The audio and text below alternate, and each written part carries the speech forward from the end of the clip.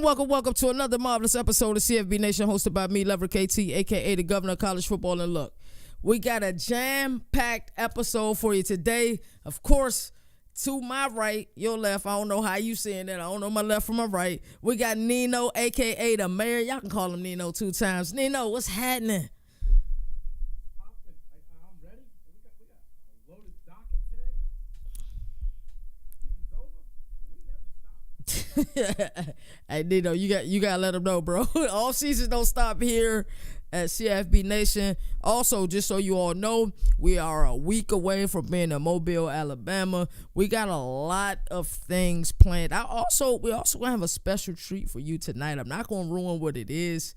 Don't know if Nino want to go live with it or if we gonna upload it, but I got a special treat for you guys a little bit later on tonight. So make sure you sit back, relax, grab your favorite snack. The next 30 minutes, CFB Nation, we got you. Just like my speakers just said, we got you. So Nino, talk to him about what's going on, man, in Ann Arbor right now. All right. So we talked a little bit about Jimmy. In and out, NFL. I'm gonna take an interview. I'm bad. So what I'm hearing now, they're clamping down. It's starting to get spicy. Give them.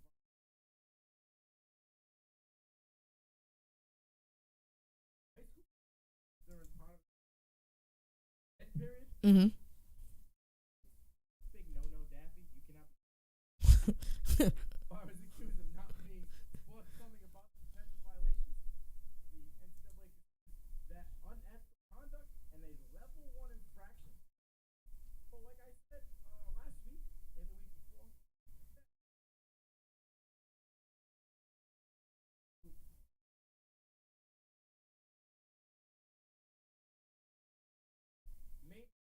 Papa will not accept that.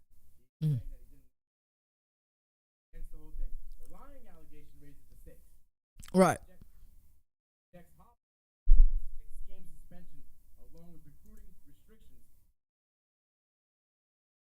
Where this is where you take down should be a step back for the program. The process will likely take at least a year. Mm-hmm. How about a coach team within sanctions?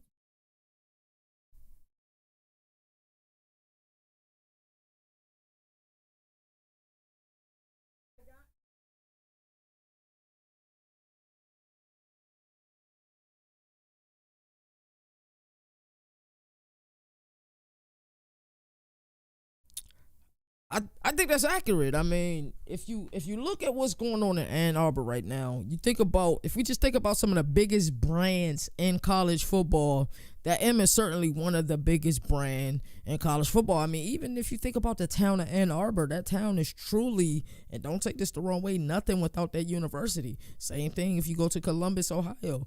You know what I'm saying? Those schools are those towns. That's just the way it works.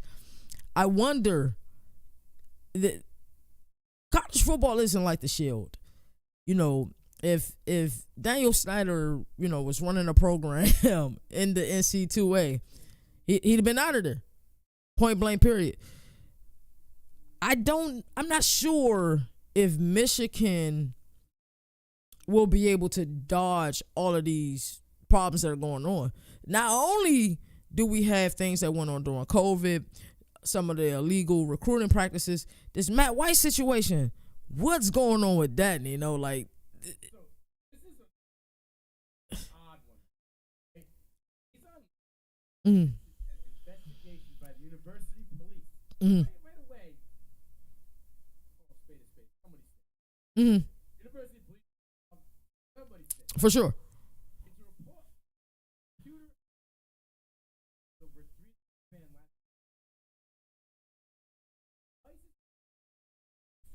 Email accounts at the school without proper person's economy because the police investigation is ongoing. Off-field football. LA rules right. Practice. Person said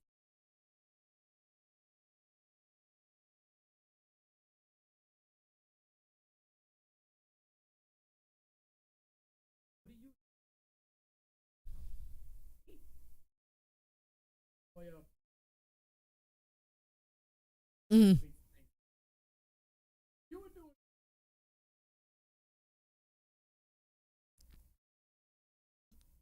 university. That's my thought. Mhm. What do you think? This is a sticky situation. It's like when keeping it real goes wrong. So first, you're already being investigated. The last thing you want to do is on an impending investigation add fuel to this fire, because now there's no stopping this situation. They're going to continue to investigate. They're going to continue to get their hands dirty, and they're going to find dirt on this university. I'm not sure if Harbaugh is worth all of this trouble. What do you believe? Man, I don't. It's a thing for me. No, but just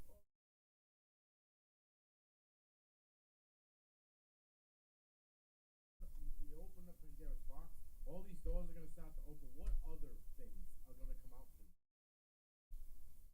So school. Yeah. School games. Michigan needs to get out ahead of this.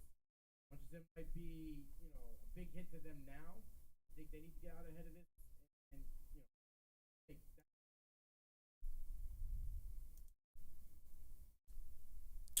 Give me a second, Nino. Audio's bugging. Testing. Nino, can they hear you? Hello. Yeah, they can hear you now. My apologies. So what's been going on? We've been talking about this Michigan situation. Nino, you want to give them a quick rundown, and then we'll go into our next segment. You want me to hit him with the Weiss, or you want me to go the whole route? You can just hit him with the Weiss, and then. All right. So Weiss right now is in amongst an investigation. Like I said, by the university police and a report of a computer access crimes over the last 3-day span at the team's facility. So, like I said, I had to snitch somewhere. Someone's snitching, but like I said before, that smells and sounds like someone above him is telling him to cover some tracks. Right? Things are starting to open. People starting to snoop, and I need you to fall back and get rid of the problem. Well, what happened? You got caught. You were trying to access email accounts at the school without proper authorization. The person speaking on this wants to stay anonymous, obviously, because it's ongoing police investigation. But there's also a thing is a member of the Michigan's on-field football staff violated rules by doing an on-field coaching during the practice. There's a lot going on. You got violating coaching rules, violating accessing emails, trying to recruit during a pandemic period, then lying about it. What else is going to open? What other doors are going to open? You open Pandora's box now. What other problems going to fall out? There is a lot going on in the world of college football right now. You think about some of the backlash that TCU is getting, from hiring Kendall Browse, and people are like, "Hey, did you do your due diligence? Did you do your propers?" We also think about what's going on at LSU right now. Like, I'm surprised that isn't getting more national media coverage. We know what's going on, but until they start doing investigations about exactly what happened, we're not going to speak about it. Once all of the investigation stuff come out, we'll talk more about it, but we kind of knew that was a thing. I mean, Spike Lee showed us that in 1998 in the movie He Got Game. So we know what's going on when these recruits come in. Oh man, it's just like, what makes this Michigan situation particularly bad. You're already under investigation. To do something else, it's almost like being you're on probation. The minute you get out, you commit a crime. Like, why would you do that? So thought he was above the system. I think Matt Wise is going to end up being a scapegoat here. I think he's going to end up put him on the bus, bro. Yeah, he's going on the bus. Like, he's a co-offensive coordinator. He doesn't even call all the plays. Right. So we'll definitely have to dig back into this situation. Let's move right along. Nino's going to give you guys a transfer portal update. I got a couple guys in the portal that I think you might want to know about. Some guys you might know, some names you might not know. I'm going to start it off with, I call him Mr. Touchdown, because in the games he played for Georgia in the playoffs, he just catches touchdowns. And that's A.D. Mitchell, wide receiver from Georgia. He's taking his talents to Texas. 6'4", 190. In the playoff this year, he had 4 receptions for 65 yards and 2 touchdowns. But this is big. This is a big receiver. I got to ask you, But before we continue, how do you like the pairing of Xavier Worthy and AD Mitchell? I love it. I absolutely love it because AD can take the top off the ball, which will allow Xavier Worthy to just spread around and eat. You know what I mean? So I think this is huge for them. Let's just say this is 3 years straight. Georgia's lost a wide receiver. I just want to throw that out there. They lost a wide receiver to the portal 3 years in a row. I don't understand You just want to throw that out there, huh? I'm just going to throw that out there. The next gentleman that I got on here that I think you should know about is Malik McLean, wide receiver from Florida State. He transferred to Penn State. He's a former 3-star, 6'4", 201 pounds. He had 17 receptions, 206 yards, 3 touchdowns. He averaged 12 yards per catch. This is a good gentleman to pair with Parker Washington on the other side. Oh, no, I'm sorry. Mitchell Tinsley. Parker Washington's going to the draft. So you have Mitchell Tinsley, and now you have McLean to come in and replace Parker. That's a nice little duo to go there. I thought he was good with big fella Johnny, the 6'7" giant at Florida State, but obviously McLean had better thoughts. Now, we're going to take a go to a QB here who you might not know, but this could be a spot for him to start. Yeah, that's Jake I would agree with Garcia. that. Former 4-star. Right? He's a freshman. He played a little bit for the U when Van Dyke was a little dinged up and wasn't playing too well. 6'3", 194 pounds. He threw for about 800 yards this year, 5 touchdowns, 4 interceptions. Like I said, he's a freshman. He's going to Mizzou, and I think he is in prime. Like, he's rolling into the perfect spot where he can pretty much be QB1 going to the next season. This gentleman was a surprising one for me. This is Monty Montgomery, linebacker from Louisville. He's going on the lane train, right? He transferred over to Ole Miss, former 4-star, 5'11", 220 pounds. This year alone, he had 70 tackles, 33 solo tackles, 6 sacks, 4 forced fumbles, 2 INTs, and 2 pass defenses. This is a gentleman that should day one eat at Ole Miss. We're going to call him Double M from now on. Remember his name, Monty Montgomery. Another Ole Miss transfer, and I'm a little confused, and I've already made my decision on this, and people can fight me if you would like to, is we got 2 QBs going to Ole Miss, and that's Spencer Sanders going to Oklahoma State, and Walker Howard from LSU, the 4-star freshman. Everybody says, I call a little heat on Angry Blue Bird about Walker Howard, because I said Spencer Sanders is QB1 off rip. I'm like, oh, what about Jackson Daw? Walker Howard. I said, Walker Howard couldn't even beat Daniels. He couldn't even beat Daniels last year, right? Granted, Daniels had a good year, but going into this, he was a huge question mark, right? And Howard couldn't beat him out then, okay? He couldn't even beat out Newsemeyer for the backup role. So I don't want to hear about, Howard's, the dude. So I gotta ask, like Spencer Sanders, elite speed. When he's good, he's really good. When he's bad, that completion percentage is alarming sometimes. The sub 50s, low 50s. Based on body of work, he should come in and be QB1. I don't know why, people are giving you kickback for that. Like, he deserved to right to come into camp as QB1. Now, what happens after camp happens after camp. But does Lane Kiffin get that percentage up? Well, all right. So, did Spencer Sanders have a run game like Jackson Dart had last year? I don't see Zach Evans or Quinshon Judkins in the backfield of Oklahoma State. Nah, not since Chubb. That's okay. Fair. So Chuba Hubbard, I'm sorry. Yeah. They got a better O-line at run blocking and pass protecting at Ole Miss, right? Now, and Lane Kiffin has one of the most balanced offenses in all of college football, and that's been consistent in the last couple of years. And you're supposed to have a elite tight end, Michael Trigg, correct? You have coming into, he was supposed to be a top-level talent, Jonathan Mingo, wide receiver. Okay? So they got more to offer. Jackson Dart has been in the bag of Jags that came out of USC with Keaton Slovis and JT Daniels because all they do is transfer. Right. Each one of them has been at 3 or more teams. That's dangerous. That speaks volumes to me. That is dangerous. And the fact that Dart's numbers were barely better than Spencer Sanders on a more well-rounded team speaks volumes to me. I think Spencer Sanders comes in and blows Dart out of the box. And what I'm reading now as I go through and look is they told Kiffin, go get these guys because Dart's out and he wants out of the system. He's going to hit the portal soon. Right, and everybody, don't forget, we do have 2 portal periods. I believe he can still hit the portal now. We do get another portal in May or March. I don't remember. I believe I it's believe May. it's March. It's one of those. Yeah. So I got a couple more names. Okay. 3 more names. This is a guy that's interesting because I feel this is a Michael Penix move, but he's a youth. All right, that's Tavion Jackson. QB was at Temple. Yeah. He's a 4-star. He's going to Indiana. This is an Ezekiel. I just want to eat move. Like we're gonna eat it up right now, Indiana. Listen, Coach Prime is building something, and he's building it his way, the way he is. Right? He was shut down, lockdown DB. Right? They already got Travis Hunter. They just flipped Komani McLean. Right? And now they pull from Ole Miss Kendrick Breedlove. Right? He's a 3-star, 5'11", 190. He's going to Colorado. And he's got a heck of an edge rusher in Jordan Dominique. From Arkansas. Yeah.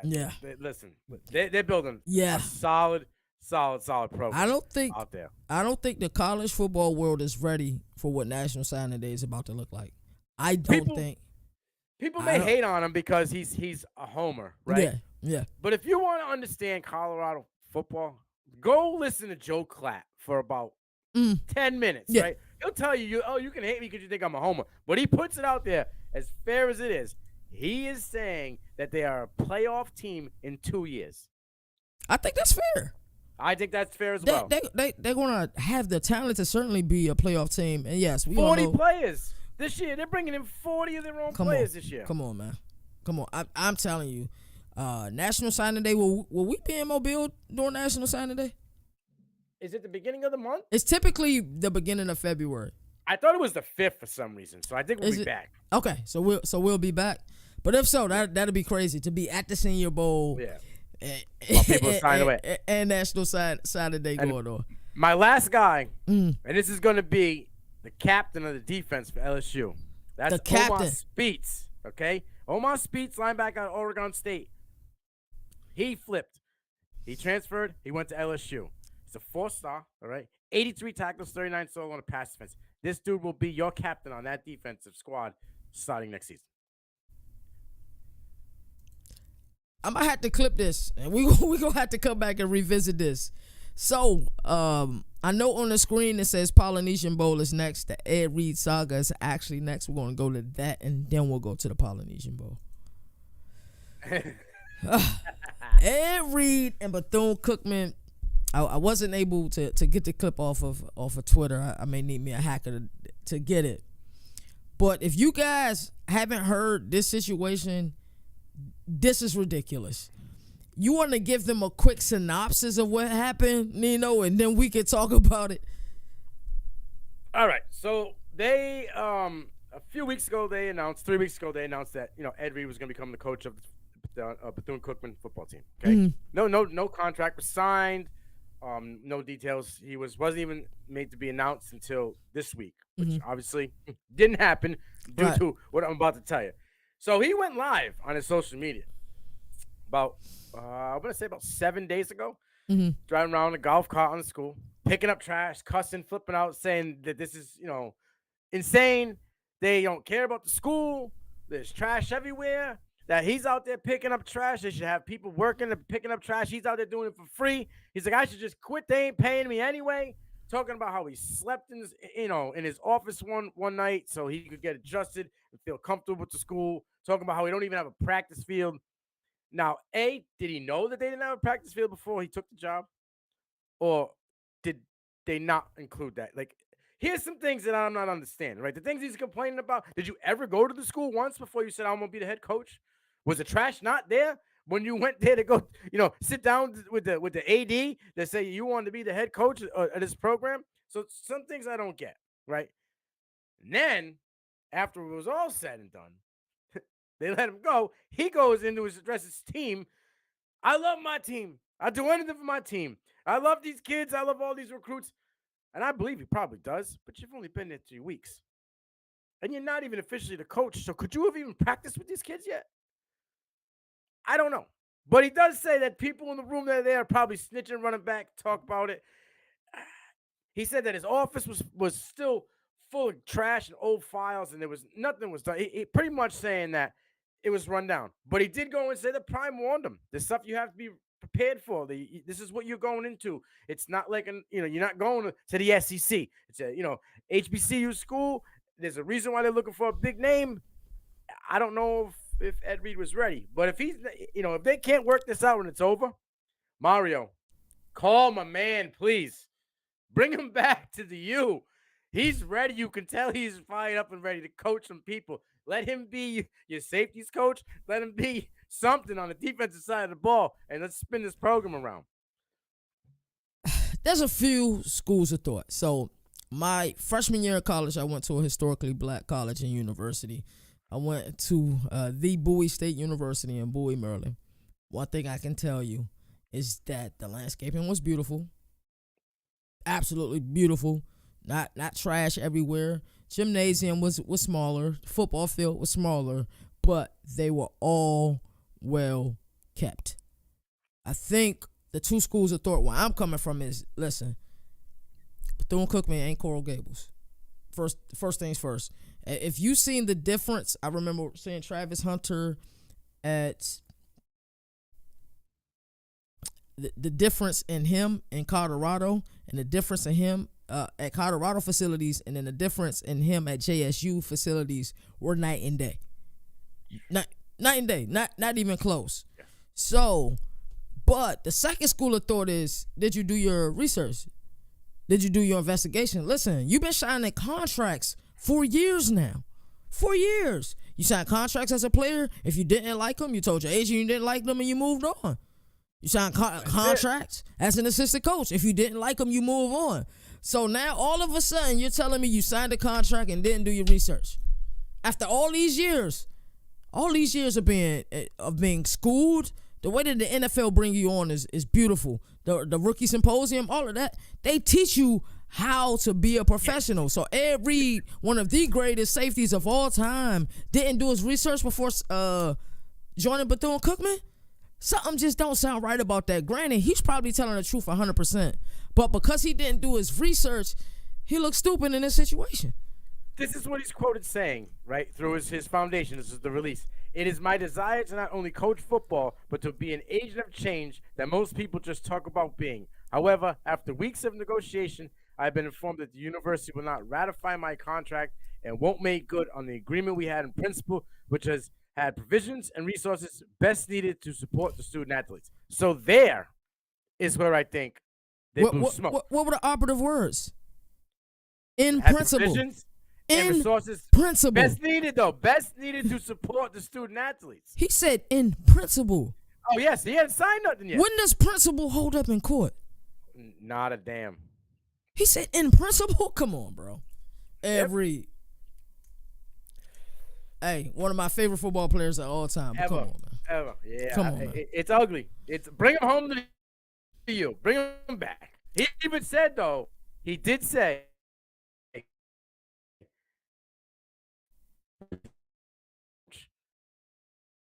and that's a problem. Say that one more time for me, Nino.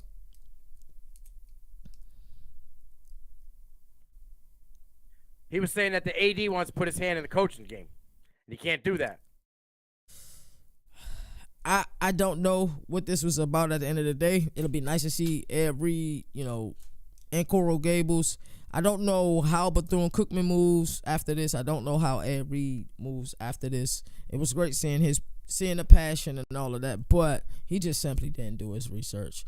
And he said Deion did try to warn him. I just would have took that advice. All right. So we got about 5 minutes left in this episode. We're going to talk about this Polynesian Bowl, and then we're going to get out of here.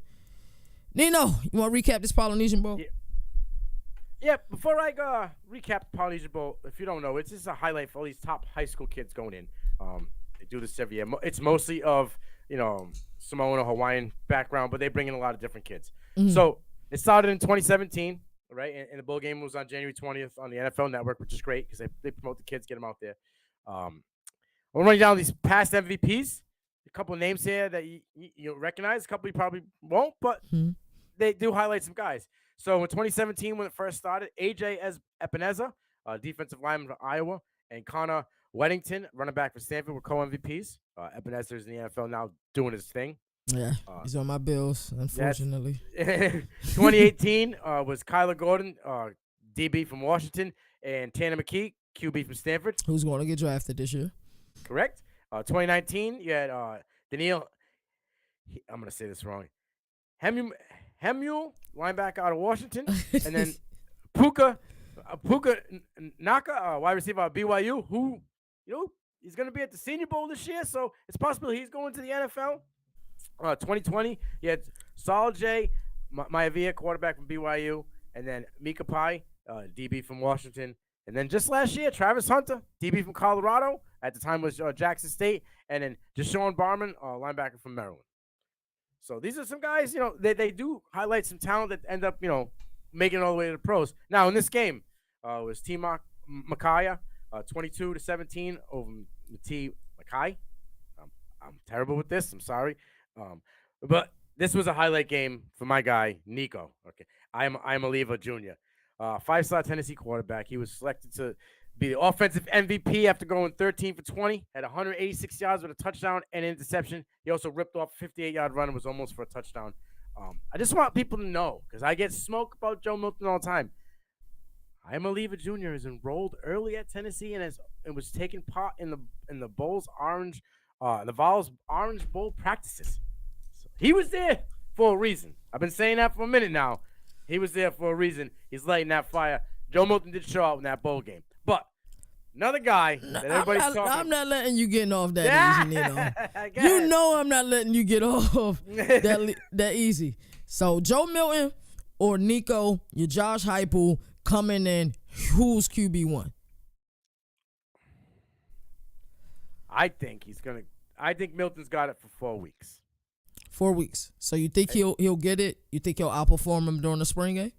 Yes. I think Nico's just that dude. I watched the game and I watched highlights later on when we were going over it.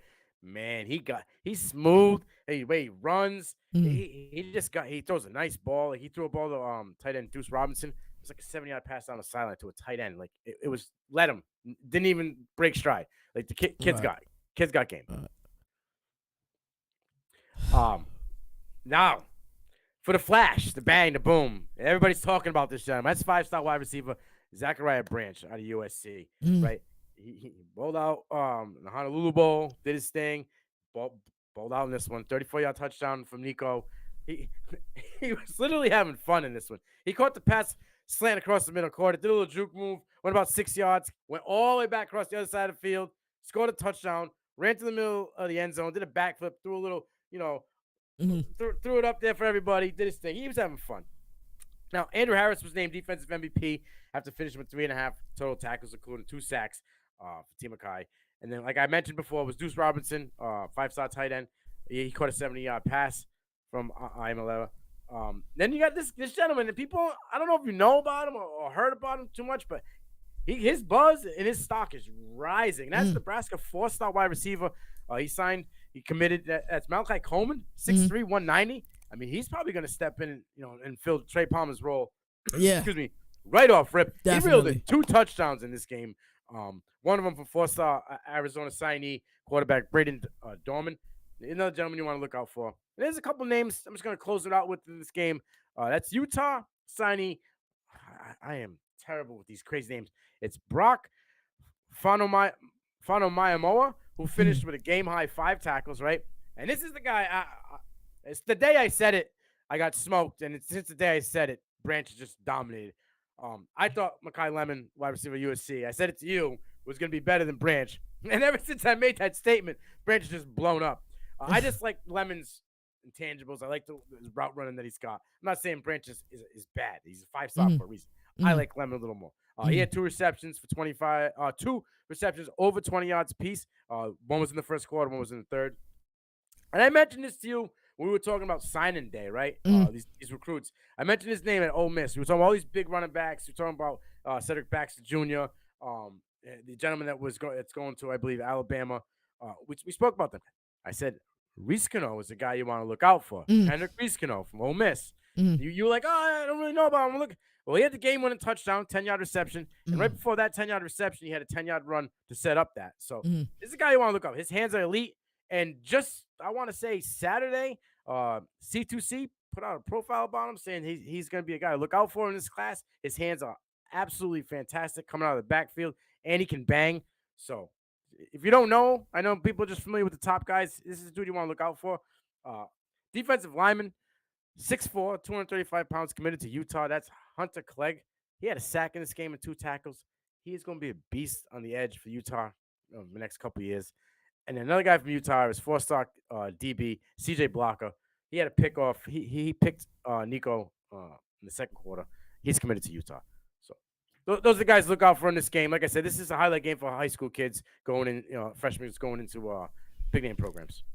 This game does a lot of great things. One, to introduce a lot of these kids to Hawaiian culture. You'll even see that in the practices and some of the behind the scenes and the vlogs and stuff like that. The fact that this bowl game is only 6-7 years old, it's already on NFL Network. Top recruits are playing in it. I got a question for you before we get up out of here. Is Zachariah Branch a day one starter? Oh yeah. I'm gonna tell you something right now. Mm-hmm. Singer's wide receiver 1. Mm-hmm. And as much as I want to say, Brendan Mario Rice is why. No, I'm telling you, this is where it's gonna get crazy. Mario's just gonna be a guy now. Brendan Rice emerged at the end of the season. Mm-hmm. I don't see Brendan Rice falling back. So I think Brendan Rice is going to be 2. Mm-hmm. 3 would be Zachariah Branch. And I think Lemon and Mario Williams are going to fight it out for that 4th wide receiver role. You know how crazy that would have sounded a couple years ago? I remember watching, Mario Williams out of high school on the Destroying's page. And to see that, he might be coming in trying to fight for the 3rd or the 4th spot. That's crazy. He fell off this year, right? He fell off. In my eyes, Addison took over. He was the dude, right? He was supposed to be Caleb's guy. He was coming in with Caleb, right? Mm-hmm. Addison came in. He was supposed to be number 2. By midseason, Brendan Rice emerged, and he just took it over down the stretch. I want to send a special shout out to everybody in the chat. Shout out to Moon. Shout out to Bless Laughs. Shout out to Chrissy Jones. Shout out to Kevin Jones. That's Pastor Kevin. I believe his son is a 4-star recruit. I don't know if he's coming out 2024 or 2023. I'm not sure. But we're definitely going to profile his son when the time comes. Moon Vibes is in the building. Shout out to Moon Vibes. Shout out to everybody we got in the chat. We are live tomorrow at 8 p.m. Eastern Standard Time. Typically, we're live around 8:10 Eastern Standard Time. Nino, any final words? This was a blast. I got a funny feeling we'll be seeing him real soon. Yeah, we'll be seeing y'all real soon. We definitely got something special behind the scenes. We're going to keep it under wraps. Just make sure you subscribe. Make sure you like all of our videos. Also, hit that notification bell, because when that special thing comes out, y'all gonna get it ASAP. And it'll be out tonight, probably closer to 10:45, something like that. As I always like to say, do something nice to somebody you normally wouldn't do. Always pay it forward. Peace and love. Peace and blessings. And until next time, 1.